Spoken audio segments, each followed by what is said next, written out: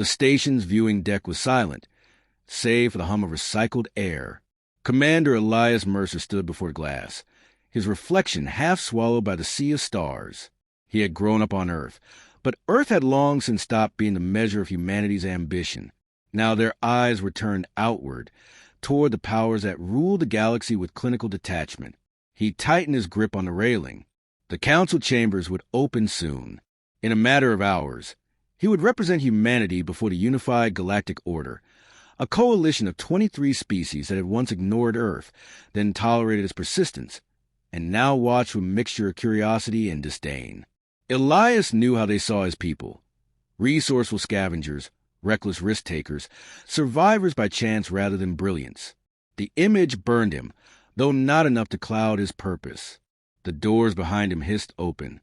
Dr. Mara Valen entered, her footsteps light, her expression unreadable. She carried a tablet brimming with notes and diplomatic strategies, but Elias had learned that the real strength she brought lay not in her research, but in her calm precision. Where he embodied defiance, she embodied restraint. "You're rehearsing the speech in your head again," she said, setting the tablet down. Elias turned from the stars. "I don't rehearse. I adapt." "Which is precisely what unnerves them," she replied, lips quirking in a faint smile. "Aliens thrive on predictability. To them, our improvisation looks like instability." "Or strength," Elias countered. "Or chaos," she said softly. Before he could argue, the intercom chimed. Lieutenant Arun Das, young and still wearing the restless energy of someone untested, leaned into the doorway. His uniform hung slightly loose on his frame, but his eyes carried a fierce conviction Elias respected. "Sir, the council has summoned us. We're to report immediately." Elias nodded. "Then let's not keep them waiting." The three of them walked the narrow passage toward the council chamber. The station's design was alien, curving in ways that disoriented the human eye, but Elias refused to let it unsettle him. He had grown up in war-ravaged districts where concrete crumbled and air filters failed. This sterile perfection meant nothing to him. Inside, the chamber unfolded like a vast amphitheater. Representatives of 23 species perched in elevated tiers, their forms varied and strange. Crystalline beings refracting light, chitinous insectoids clacking mandibles, elongated serpentine figures coiled around pedestals. Their eyes, or equivalents, turned toward the human delegation with a mixture of skepticism and faint disdain. At the center hovered the Arbiter, a being of translucent membranes pulsing with bioluminescent veins. Its voice resonated without sound, projected directly into the minds of all present.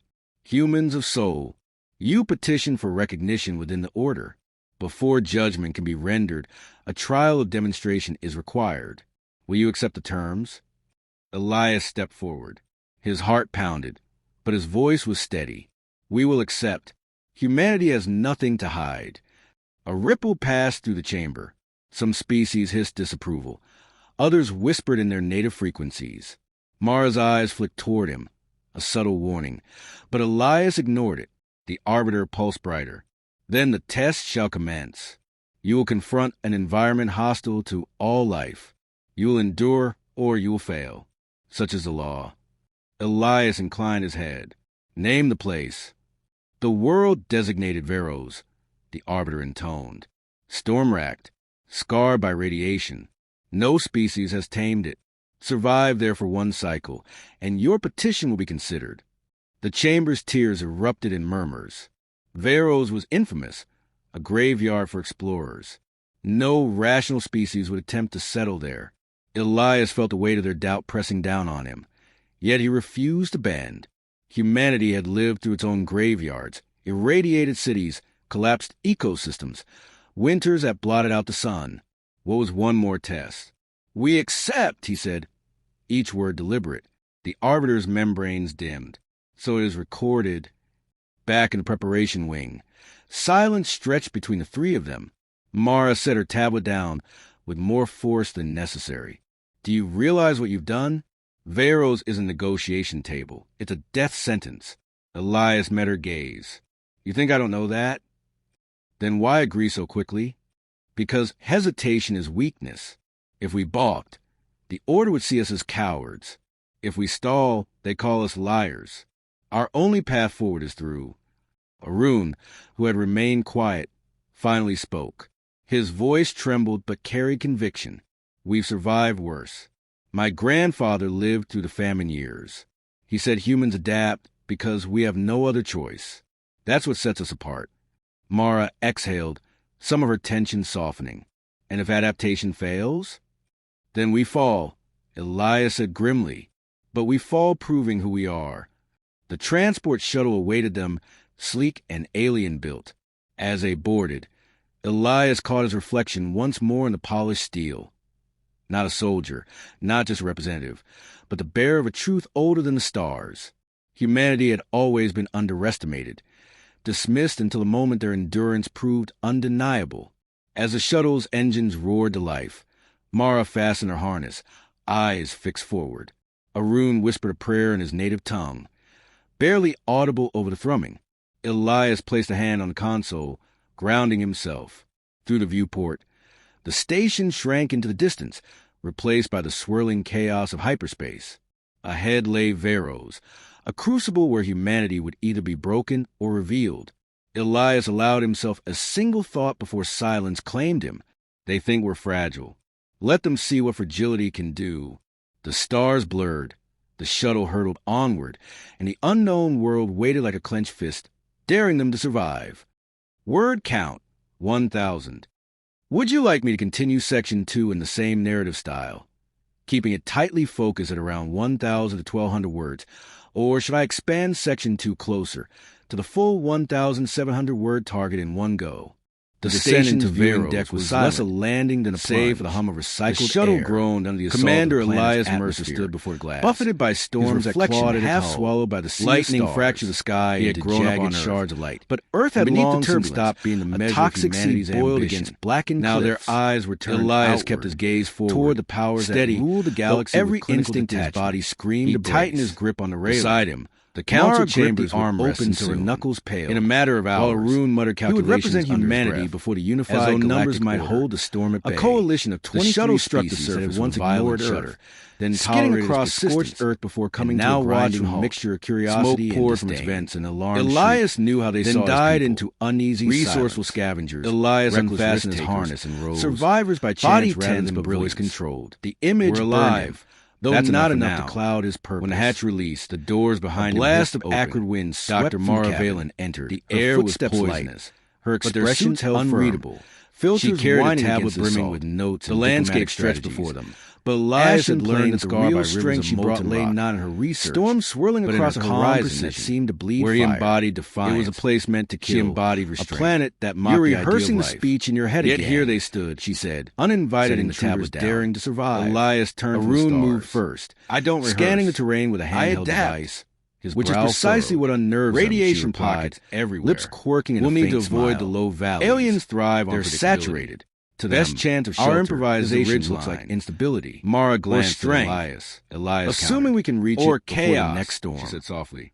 Elias adjusted the strap of his intercom chime. Then we don't waste Lieutenant time. Arun Das, the march began and still wearing the restless energy broken of someone only by the crunch of boots, leaned into the doorway. His every uniform felt like a negotiation on his plan itself, but his eyes carried the fierce conviction Elias respected. Twice the ground shook with tremors. The council is summoned up, fissures splitting open to reveal burning chasms beneath. Each time, Elias pulled them forward, unwilling to yield to hesitation. Hours passed. The ridge loomed closer, jagged as broken glass. But the storm that had been a distant shadow now bled across the horizon, closing the distance with terrifying speed. The clouds churned green and violet, crackling with energy that made their suit's sensors wail. We won't make it to the ridge, Mara said, voice sharp with urgency. We need shelter now. Elias scanned the terrain. To the left, a cluster of basalt columns jutted like teeth. A shallow cavern yawned at their base. There, he said, leading the way. They reached it just as the storm descended. The wind roared like a living beast, battering the rock face with relentless fury. Inside the cavern, shadows thickened, pierced only by the glow of their suit lights. Arun collapsed onto the ground, chest heaving. That was close. Too close, Mara murmured. She pulled off her helmet, trusting the filters embedded in the cavern wall's porous rock. The air still reeked of metal and decay, but it no longer clawed at their throats. Elias remained standing, listening to the storm rage outside. "This isn't a trial of endurance," he said finally. "It's a measure of will. They chose Veros because no species would willingly risk it. They want us to break before we begin. And if we don't," Mara asked, "then they'll have to reconsider everything they believe about us." Silence followed, broken only by the storm's distant roar. Yet beneath Elias's steady tone, doubt coiled in his chest. He remembered Earth's ruins, the skeletal remains of cities swallowed by war and famine. Humanity had survived not because the world allowed it, but because they refused to vanish. Perhaps that was what this trial sought to reveal. Arun shifted, pulling out the scanner again. His voice was cautious. "There's something deeper in the cavern.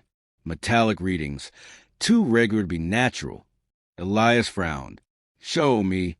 They followed the scanner's signal deeper into the cave, their lights illuminating twisted passages until the walls widened into a chamber. At its center lay wreckage, alien machinery long corroded, half buried in dust and stone. Symbols marked its surface, none Elias recognized, though the jagged lines suggested age, violence, and abandonment. Mara crouched, brushing ash from the markings. "This predates the council. Whoever left this came here for the same reason we did.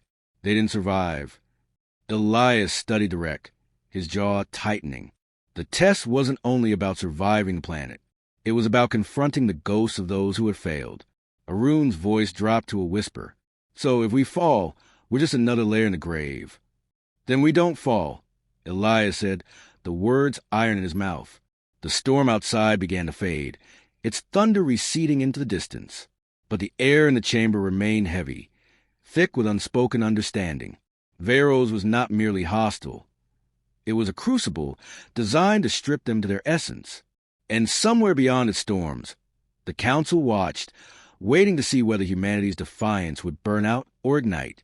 Elias turned back toward the cavern mouth, his silhouette sharp against the dim glow of his helmet light. "We've lasted the first storm. That's more than they expected. Tomorrow we climb the ridge." Mara rose slowly, her gaze steady. "And if the ridge doesn't hold what we need, then we keep moving," Elias said. His voice was quiet, but the certainty in it steadied the space around them. "Because we're human, and we don't stop." The storm's echoes lingered like a warning, but the fire in Elias's chest burned hotter. The trial had only just begun. Word count, 1,000.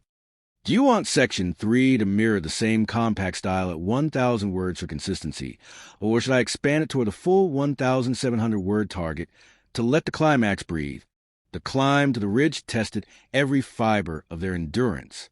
The path was steep, jagged, and slick with ash that crumbled beneath their boots. Each step carried the weight of exhaustion from the storm and the silent knowledge that the planet wished them dead. Elias led with measured determination, his eyes fixed upward, while Mara and Arun followed close, their breaths ragged but steady. When they reached the crest, the horizon unfurled in violent beauty. Beyond the ridge stretched a wasteland of fractured valleys and rivers of molten stone. The air shimmered with heat, and in the distance, thunderclouds coiled like predators circling prey. Yet what seized their attention lay not in the sky or land, but in the scarred basin below. A structure jutted from the ground, vast, angular, unmistakably artificial. Mara raised her visor's magnification. "That's not wreckage. It's intact." Elias narrowed his eyes, or waiting to finish what it started. They descended cautiously, guided by both curiosity and dread. The closer they came, the clearer the structure revealed itself. A fortress of dark alloy etched with symbols that shimmered faintly as though alive. Arun's scanner crackled with interference, unable to make sense of the readings. "This place wasn't built for habitation," he said. "It's a weapon, or something worse." Mara's voice trembled despite her discipline. The council knew. That's why Veros was chosen. Elias pressed a hand against the cold alloy, feeling the faint vibration beneath. "They wanted to see what we do when confronted with more than storms and ash. This is a real trial." A low hum awakened within the structure, spreading to the ground like a heartbeat. Panels shifted, mechanisms grinding to life after centuries of dormancy. The air thickened with static, and lights flickered along the walls, casting the basin in an eerie glow. Arun stepped back, fear flashing in his eyes. "We should leave. This isn't survival anymore, it's suicide." "No," Elias said firmly. "This is exactly what they're watching for. If we run, we prove them right. If we stay, we show them what humanity does best. We face what others fear." The fortress responded to their presence, a central aperture opening with a hiss of ancient hydraulics. From the darkness within emerged constructs, angular machines, their forms alien yet purposeful, moving with the cold precision of predators. Elias drew his sidearm instinctively, though the weapon looked pitiful against the machine's bulk. "Stay close," he ordered. The constructs advanced, movement sharp and deliberate. Mara's voice cut through the tension. "We can't outgun them, but maybe we can outthink them.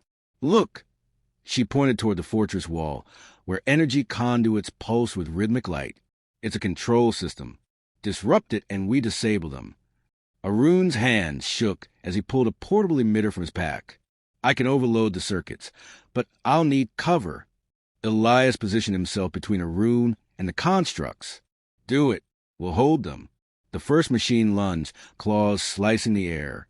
Elias fired, each shot sparking harmlessly against its armor, but the distraction was enough.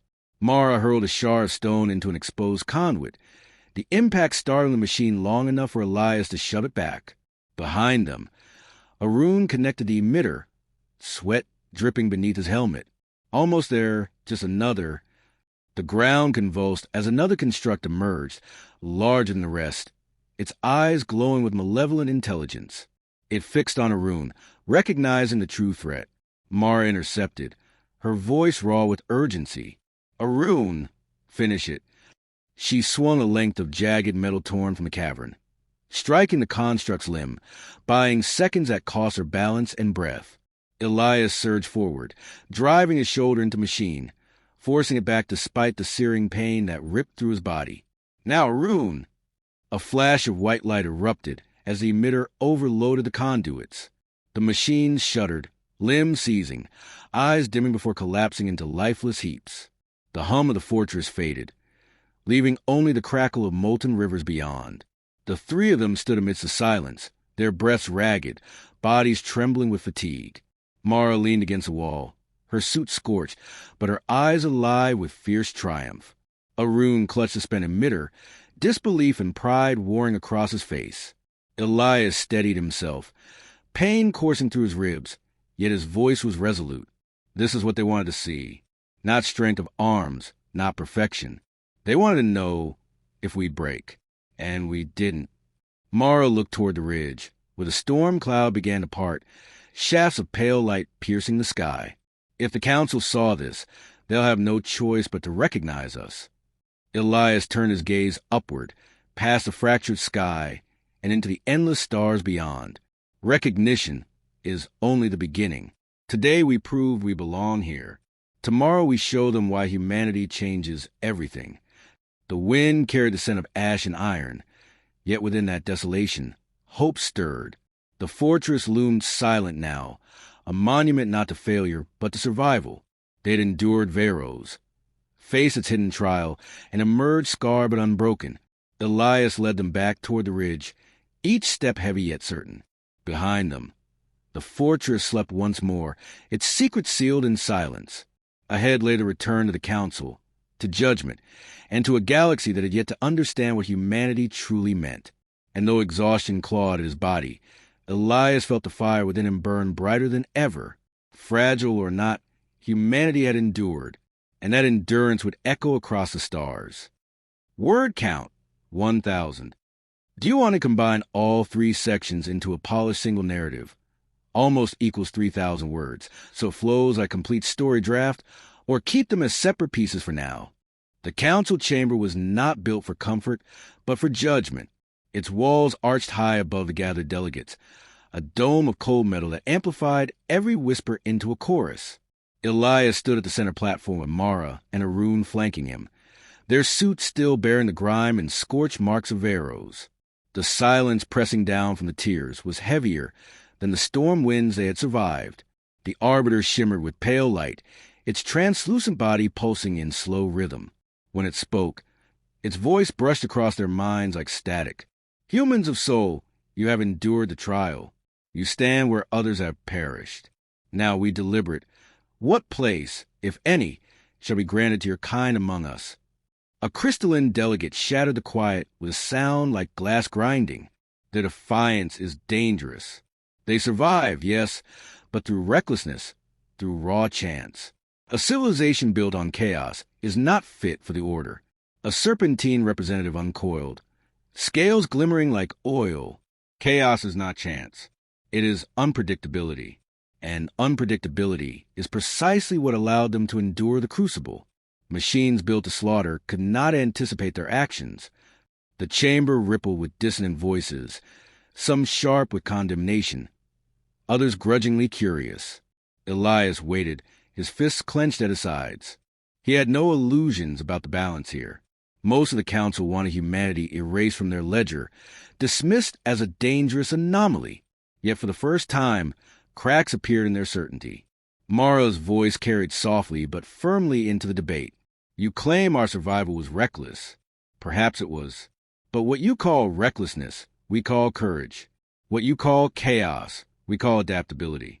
We are flawed, yes, and fragile. But fragility forces invention. Weakness demands cooperation. We do not endure because we are strongest. We endure because we refuse to surrender. The words hung in the chamber, like sparks waiting to catch. Arun stepped forward, his youth unhidden, his voice trembling but clear. My people back home farm poisoned soil, filter tainted water, and teach children under skies blackened by centuries of ruin. And still they dream. Still they sing. You look at us and see instability. I look at us and see hope. If the galaxy cannot value that, then the galaxy is already lost. A murmur surged through the chamber. Alien eyes flickering with unreadable light. The Arbiter's glow pulsed brighter. Hope is a word in use in our tongue. Define it. Elias met its gaze. Or what passed for one? His voice was steady, carrying the weight of every scar his people bore. Hope is the belief that tomorrow could be better than today, even when everything tells you it will not. It is what drives us to rise again after every fall. It is why we set foot on Veros when others would turn away. And it is why we will not be silent, even if you deny us. For a long moment, the chamber was still. Then a delegate with wings of translucent silk rose from its perch. We have long prided ourselves on logic, on calculated survival. But in them, I see something we lack. They are the variable we cannot measure, perhaps the very variable we will need. Others hissed in disapproval. The crystalline being shattered a protest into the air. You would unleash instability into the order? They will unravel what we have built. The Arbiter silenced them with a flare of light. The decision will be recorded. Its glow dimmed, then brightened again in a cadence that suggested conclusion. Humanity is recognized, not as equals, not yet, but as participants in the order. You will be watched. You will be tested again. And in your actions, you'll either justify your place or condemn it. Relief and tension collided in Elias's chest. It was not the victory he had envisioned, but it was the beginning. Humanity had been seen, acknowledged not as vermin scuttling in the dark, but as a voice among stars. As the chamber emptied, Mara turned to Elias, her exhaustion softened by the faintest smile. You know this isn't the end. Elias nodded. It's never the end. Recognition is only another battlefield. Arun looked upward, his eyes wide as if seeing beyond the walls to the galaxy itself. They think they've granted us permission. They don't understand. We were always coming. The three of them walked out of the chamber together, their steps echoing against the metal floor. Outside the station, the stars burned, vast and indifferent, yet suddenly closer than they had ever seemed. Humanity had taken its first step into their arena, not as guests, but as challengers. And in Elias's heart, the fire of defiance flared brighter still. The galaxy believed they had tested humanity and found it wanting, but they had only glimpsed the surface. What lay beneath, the relentless will, the unyielding hope, the stubborn refusal to die, would shake the stars themselves. Word count 1,000. Do you want me to keep building more sections beyond 4, turning this into a longer serialized HFY saga? Or should I help you polish these 4 sections into a single seamless 4,000-word short story?